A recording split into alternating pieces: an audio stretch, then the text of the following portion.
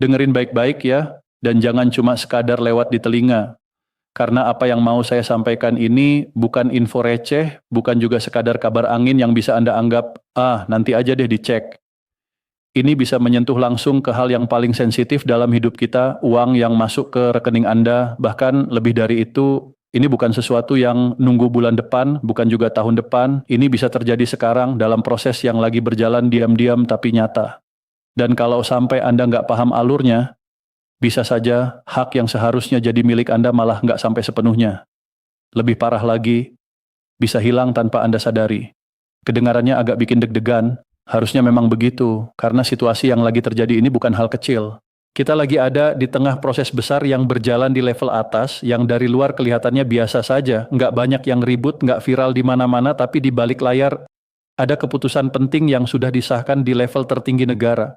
Dan ini bukan keputusan main-main, karena yang dibahas menyangkut hak Bapak dan Ibu sebagai pensiunan, hak yang mungkin sudah ditunggu bertahun-tahun setelah masa pengabdian panjang, kerja keras, pengorbanan waktu, tenaga, bahkan hidup demi negara atau institusi masing-masing.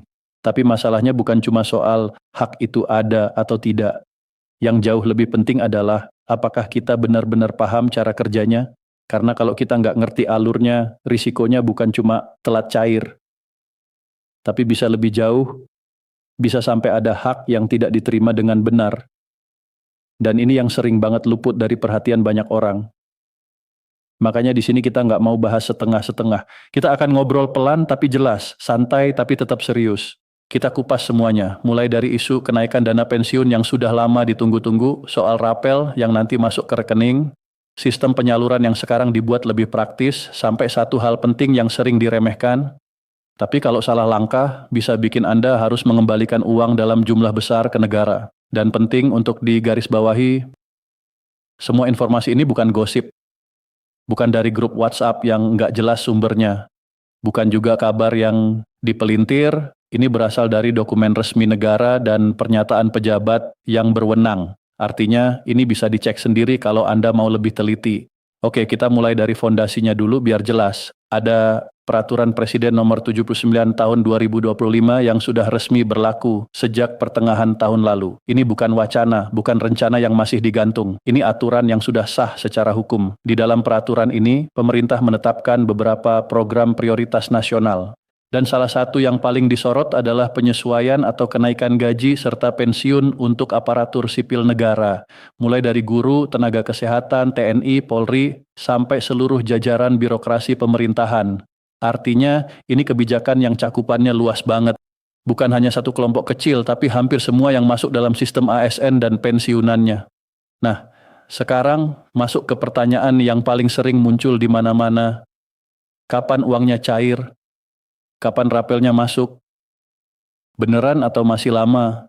Ini yang bikin banyak orang penasaran. Dari informasi yang sudah disampaikan oleh pihak terkait, termasuk Menteri Keuangan, disebutkan bahwa pencairan kenaikan dan rapel untuk tahun 2026 akan diputuskan dalam waktu dekat. Tapi sebelum uang itu benar-benar turun, ada satu tahap penting yang harus dilewati dulu. Pemerintah harus mengevaluasi kondisi keuangan negara, terutama melihat bagaimana realisasi penerimaan negara pada 3 bulan pertama tahun itu, yaitu Januari sampai Maret. Kenapa ini penting? Karena dari data itulah nanti ditentukan apakah anggaran cukup kuat untuk langsung menjalankan pencairan atau perlu penyesuaian dulu. Jadi bukan asal cair, tapi benar-benar dihitung dan dipastikan dulu. Nah, dari situ muncul satu momen yang cukup krusial. Diperkirakan sekitar akhir April 2026, tepatnya mendekati tanggal 30 April akan menjadi titik penting. Di waktu itu biasanya mulai terlihat arah kebijakan yang akan diambil. Bisa dibilang, ini seperti titik baca arah angin. Apakah pencairan mulai jalan atau masih perlu waktu tambahan? Makanya, jangan cuma nunggu kabar dari orang lain. Jangan cuma dengar katanya-katanya. Lebih baik Anda sendiri yang aktif cek informasi. Bisa lewat situs resmi Kementerian Keuangan, laman Taspen, atau sumber berita yang jelas dan bisa dipertanggungjawabkan. Ingat satu hal sederhana, ini uang Anda sendiri. Jadi Anda juga yang paling berhak tahu langsung, bukan dari perantara yang belum tentu benar. Sekarang kita masuk ke bagian yang biasanya paling ditunggu-tunggu. Soal besaran kenaikan, banyak yang penasaran. Naiknya itu seberapa sih? Jawabannya, ada potensi kenaikan yang cukup terasa, terutama untuk beberapa golongan tertentu. Kita kasih gambaran biar kebayang. Misalnya ada pensiunan guru golongan IVA dengan masa kerja sekitar 30 tahun. Sebelum ada penyesuaian, biasanya mereka menerima sekitar 1,9 juta sampai 3 juta per bulan. Setelah adanya penyesuaian gaji pokok, lalu perhitungan pensiun dilakukan berdasarkan sekitar 75% dari gaji baru, maka jumlah yang diterima bisa naik cukup signifikan. Artinya bukan cuma angka di kertas yang berubah, tapi dampaknya bisa langsung terasa di kehidupan sehari-hari. Bisa untuk kebutuhan rumah tangga, biaya kesehatan, atau bahkan membantu anak dan cucu. Lalu contoh lain, untuk pensiunan dengan golongan lebih rendah dan masa kerja sekitar 20 tahun. Sebelumnya mungkin hanya menerima sekitar 1 juta per bulan. Dengan adanya penyesuaian ini, jumlahnya bisa meningkat cukup terasa juga. Bukan sekadar tambahan kecil, tapi bisa membantu meningkatkan kualitas hidup di masa pensiun agar lebih layak dan tenang. Di dalam perhitungan ini ada beberapa komponen yang ikut dihitung, misalnya gaji pokok, tunjangan keluarga, tunjangan pangan, tunjangan jabatan, sampai tunjangan profesi. Tapi perlu dicatat, tidak semua tunjangan otomatis masuk hitungan. Ada beberapa jenis tunjangan tertentu, misalnya yang sifatnya khusus daerah, yang biasanya tidak dihitung dalam dasar pensiun, dan untuk yang masih dalam status tertentu, biasanya ada skema sementara, misalnya sekitar 80% dulu sebelum penyesuaian penuh. Sekarang kita masuk ke bagian yang juga penting banget, rapel. Rapel itu gampangnya adalah hak yang tertunda.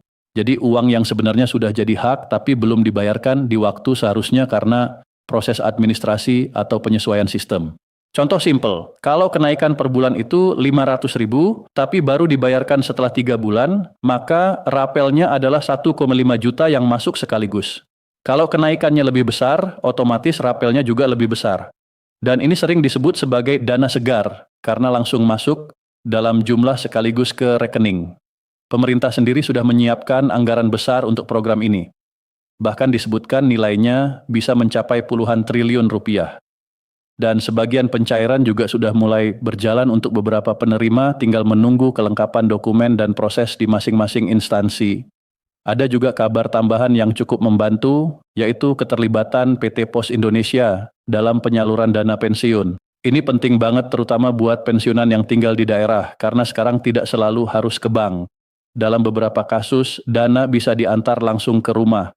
Ini jelas memudahkan, apalagi untuk yang sudah lanjut usia atau punya keterbatasan mobilitas.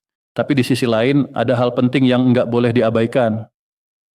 Taspen sekarang memperketat sistem pengawasan terkait kelebihan pembayaran.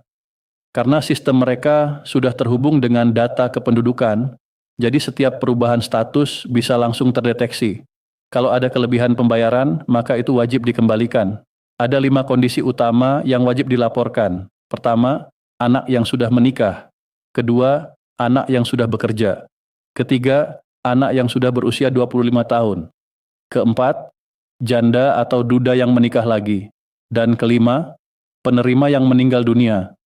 Kalau hal-hal ini tidak dilaporkan, bisa terjadi kelebihan pembayaran yang kalau dibiarkan dalam waktu sampai 2 tahun, jumlahnya bisa menumpuk sampai puluhan juta rupiah.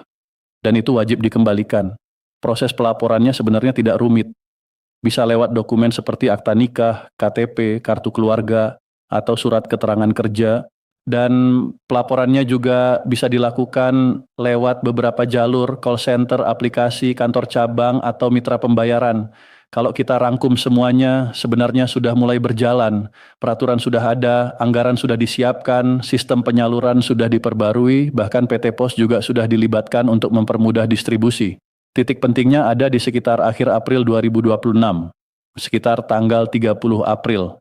Dari situ kemungkinan besar arah pencairan akan mulai terlihat lebih jelas. Dan pencairan sendiri diperkirakan bisa dilakukan bertahap antara April sampai Juni. Sekarang yang bisa dilakukan bukan cuma menunggu. Yang lebih penting adalah memastikan data di Taspen sudah benar. Daftar layanan digital kalau belum, simpan dokumen penting dengan aman, pantau informasi dari sumber resmi, dan jangan lupa update perubahan status keluarga kalau ada. Karena pada akhirnya, yang paling penting adalah memastikan semuanya berjalan lancar tanpa hambatan ketika proses pencairan benar-benar masuk ke tahap eksekusi. Dan satu hal yang perlu selalu diingat, jasa para pensiunan itu tidak dilupakan. ada penghargaan atas pengabdian panjang yang sudah diberikan selama bertahun-tahun. Sekarang tinggal bagaimana kita memastikan hak itu diterima dengan benar, tepat, dan tanpa masalah administrasi. Jadi jangan pasif, jangan cuma nunggu, tapi tetap aktif, tetap update, dan pastikan semua data Anda aman. Terima kasih sudah menyimak sampai akhir. Semoga penjelasan ini benar-benar membantu Anda memahami situasi yang sedang berjalan. Semoga selalu sehat, tenang, dan sejahtera bersama keluarga.